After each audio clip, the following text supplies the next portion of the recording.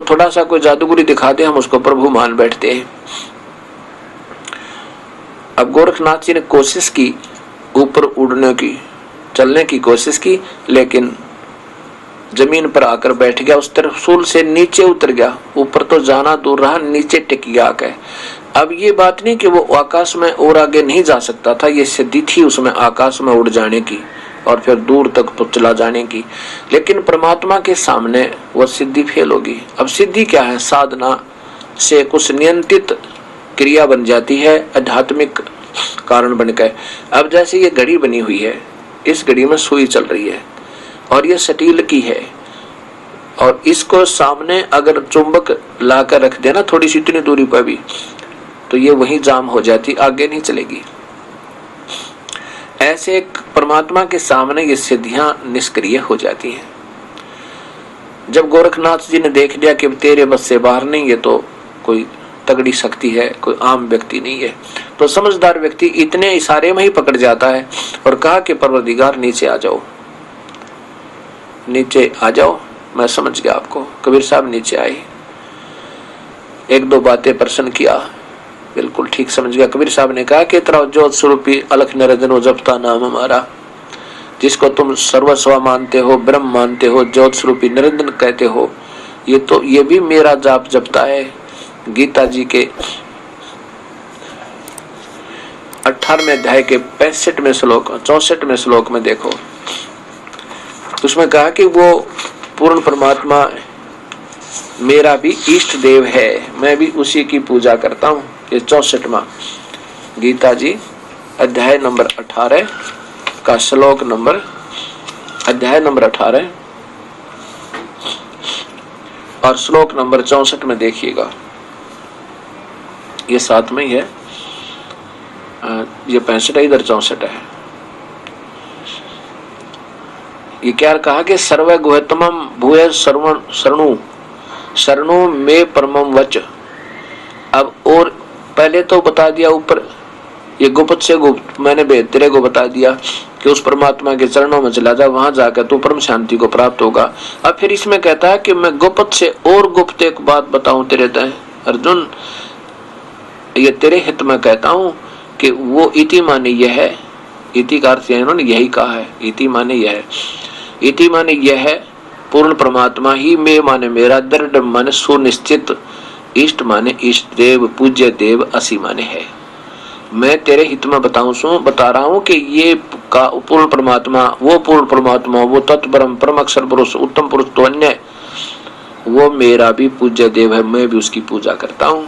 तो यहाँ कबीर साहब कहते हैं तेरा ज्योत स्वरूपी अलख निरंजन ये जपता नाम हमारा, वो भी मेरा ही, मेरा धरता ध्यान, हमारा ध्यान रक्त करता है, वो हमारा ध्यान करता है। अब जैसे प्रश्न था ना कि वाल्मीकि जी ने मरा मरा मरा राम राम करने लगा।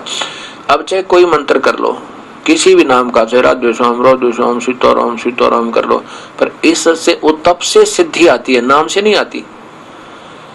उसकी तप की साधना से सिद्धि आ जाती है, वो बैठ कर मेडिटेशन करने से कुछ एक फल मिलता है, उसका कुछ सिद्धियां आ जाती हैं, लेकिन मुक्ति नहीं हो सकती नाम होते हैं। कोई भी नाम का मंत्र है उसकी आराधना कर लो, लेकिन उसे अन्य वो तो और उपलब्धि हो जाएगी। जैसे आम की जगह पर किक्कर का बीज बीज लिया, वो भी उगेगा और उसका फिर फल वो नहीं होगा जब आम वाला होगा। ऐसे तो इस बात को गोरखनाथ कहने लगा, जी एक बात बताओ, मैं आपकी एक परीक्षा और लेना चाहता हूँ, फिर मैं आपको स्वीकार कर लूंगा अपने गुरुदेव रूप में। तो कबीर साहब ने कहा वो भी कसर निकाल ले भाई, अपनी सारी शंका मिटा ले कि ये साथ में 2 किले पर गंगा थी जहाँ ये गोष्ठी हो रही थी, कि गंगा पर चलो एक बार। कबीर साहब वहां गंगा पर चले गए, दर्शक भी पहुंच गए। गोरखनाथ जी ने गंगा में गोता लगाया और वहां पर मछली का रूप बना लिया, और पहले कहा कि मुझे ढूंढ देना, मैं इसमें गोता लगाऊंगा तो मैं तुझे अपना गुरुदेव मान लूंगा। अब अंदर जाकर के गोरखनाथ जी ने एक मछली का रूप बना लिया, गोता लगा के, डुबकी लगा करके गंगा में। कबीर साहब ने पकड़ के वो मछली और बाहर ला के गोरखनाथ बना के बैठा दिया पटड़ी पे। तब गोरखनाथ जी ने चरणों में शीश टेक दिया और नाम लिया, उपदेश लिया अपने प्रभु ते। तब कबीर साहब ने कहा था कि गोरखनाथ सिद्धि में भूला फूला टूणा टामन टूणा, गोरखनाथ सिद्धि में भूला और टूणे टामन हांडा फूला। ये सिद्धियों को तो टूणे टामन बताए संतों ने, ये भक्ति के लक्षण नहीं है।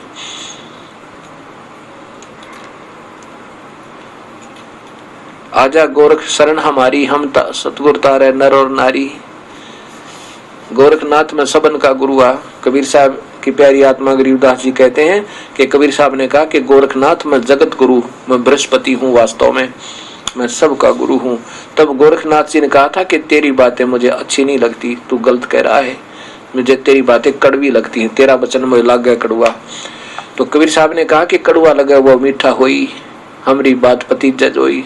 जैसे ये दास अब कड़वी कड़वी कैप्सूल कुनीन खिला रहा आपको, क्योंकि अभी तक आप सत्य ज्ञान ना होने से असत ज्ञान तय रोगग्रस्त हो, और ये कड़वी कड़वी कैप्सूल आप खाते रहो, ये सच्चाई सुनते रहो, एक दिन वो दिन आवेगा आप स्वस्थ हो जाओगे, और ये इतनी मीठी बनेगी आपको कोई और चर्चा अच्छी नहीं लगेगी। जैसे अस्वस्थ व्यक्ति कड़वी कड़वी गोलियां खा अस्वस्थ व्यक्ति कड़वी कड़वी गोलियां खा कर स्वस्थ हो जाता है, पहले उसको रोटियां कड़वी लगती हैं, फिर वो मीठी लगती है।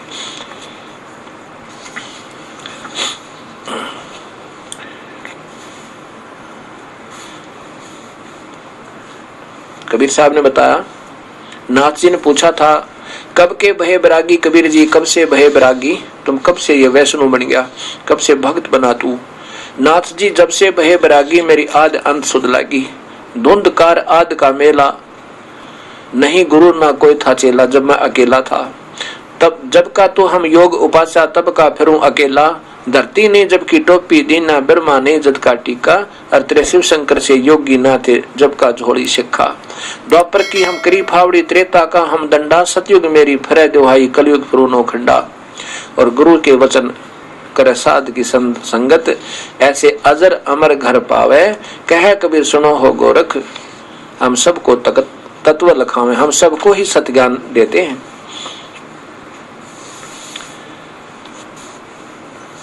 अब जब आयु के बारे में पूछा था, उसके बारे में कबीर साहब की वाणी है कि क्या है उम्र तुम्हारी, गोरखनाथ जी ने पूछा था। तो बताया था कि जो कोई पूछे बावरा क्या है उम्र हमारी, संख असंख्य युग पर ले गए हम तब के ब्रह्मचारी। ये करोड़ निरंजन हो गए परलोक से दारी, हम तो सदा महबूब हैं ये सो हम ब्रह्मचारी।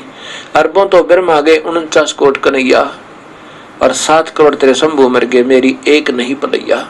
ये तेरे जो अजर अमर कहलाते कहते हो ना शिव जी, मृत्युंजय है मृत्युंजय है, उसको वो तो नहीं गए 7 करोड़ मर गए, वैसे तो ये और ज्यादा खत्म हो जाते हैं। कहते मेरी एक नहीं पलैया। अब यही सोचकर चलो अभी, क्योंकि ये पीएचडी की बातें आएगी थोड़े से दिनों में आपके सामने, तब आपकी ये बुद्धि और ज्यादा काम करने लग जाएगी इस ज्ञान के आधार पर। अब ये शिव जी को अजर अमर कैसे मान लिया अनजानों ने, कि ब्रह्मा की आयु 100 युग है, 100 वर्ष की है। एक इन देवताओं का देव वर्ष कैसे होता है, 1000 चतुर्युग की। वैसे तो ये 72 चौकड़ी युग होते हैं, 1008 चतुर्युग बनते हैं, लेकिन सीधा सा लेकर चलते हैं। 1000 चतुर्युग का दिन, 1000 चतुर्युग की रात ब्रह्मा जी की हुई। एक दिन रात हो गए 2000 चतुर्युग के, एक महीना हो गया 60,000 चतुर्युग का, और एक वर्ष हो गया 7,20,000 चतुर्युग का। और इसको 100 से गुणा कर दे, इसको 100 से गुणा कर दिया, 7 करोड़ 20 लाख चतुर्युग की ब्रह्मा की कुल आयु होगी। और ऐसे ऐसे 7 ब्रह्मा मर जाओगे जब एक विष्णु की मृत्यु होगी, और 7 विष्णु मर जाएंगे तब एक शिव का इस रुद्र की मृत्यु होगी। लेकिन मरेगा फिर भी एती उम्र बुलंद मरेगा अंतरे, ये सतगुर लगे ना कान न भेटे संतरे। इतनी भी लंबी आयु जिसके कारण तुमने शिव जी को मृत्युंजय मान रखा है, इसकी भी मृत्यु होगी। इतनी भी लंबी उम्र होगी तो भी मरोगे।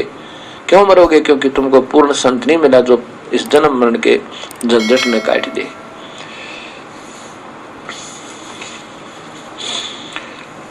तो कबीर साहब से गोरखनाथ जी ने पूछा कि हे प्रभु, आप कहां से आए हो? ये तो पहली बार ज्ञान सुनाया आपने, क्योंकि सृष्टि रचना का पूरा वर्णन सुना गोरखनाथ जी को।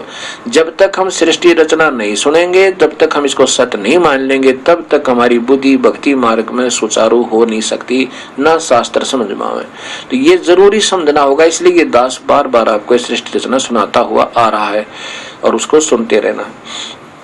ध्यान से याद करो क्या बताया। अवधूत, अवधू कहते हैं जो अवधूत बन जाते हैं, केवल एक तन पर लंगोट या उसके ऊपर एक छोटा सा पर्दे पर कपड़ा बांध लेते हैं, बाकी निवस्त्र रहते हैं, उनको अवधूत कहते हैं। तो यहाँ कहते हैं अवधू, गोरखनाथ जी से कबीर साहब कह रहे हैं, अवधू अवगत से चले आए। हम तो उस स्थान से है जिसकी गति को कोई नहीं जान सकता, अविगत।